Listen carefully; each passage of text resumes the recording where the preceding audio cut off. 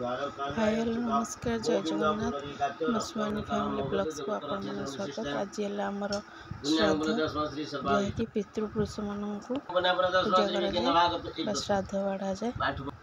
एबे आमर से पूजा सरी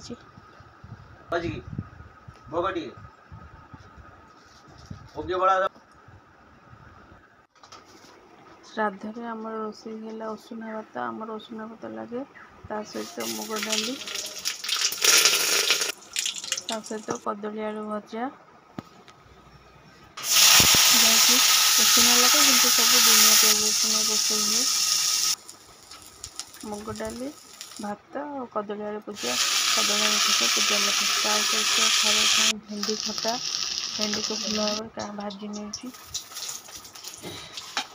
खटा सोरिष बेसर देकी बन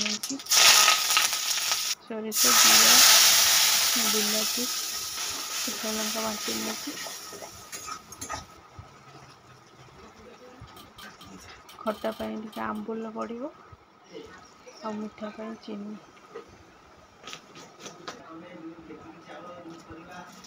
एबे प्रस्तुत होगा भेंडी खट्टा।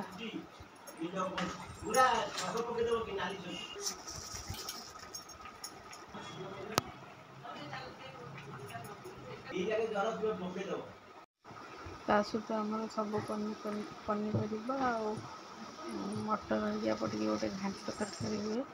ये सब पनीपरिया कटा हो पूर्व दिन मटर हरिया भिजे देकी गजा कराई से साधा मसला अदा जीरा धनिया शुखला लंका बिलाती बाटी नेली से सोयाबीन मसला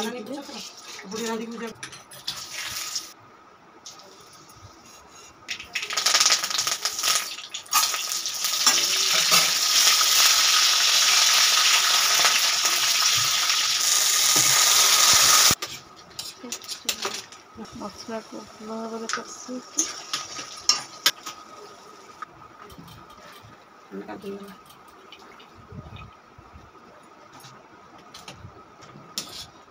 नड़िया काटिकी देइथिली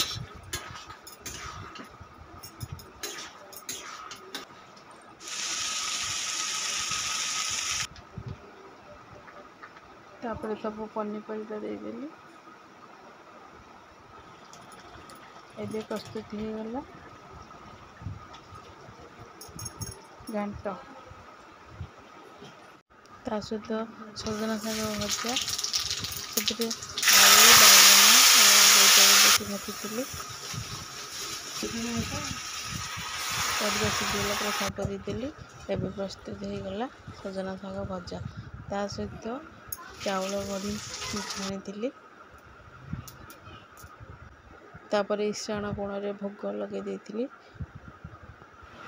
श्राद्ध आज आयोजन होती आज खाइबा कदली पत्र श्राद्ध कदली पत्र खाइले बहुत भल लगे मत भी बहुत बढ़िया लगे मुझे कदली पत्र वीडियो भल लगे लाइक करें शेयर करें सब्सक्राइब करें।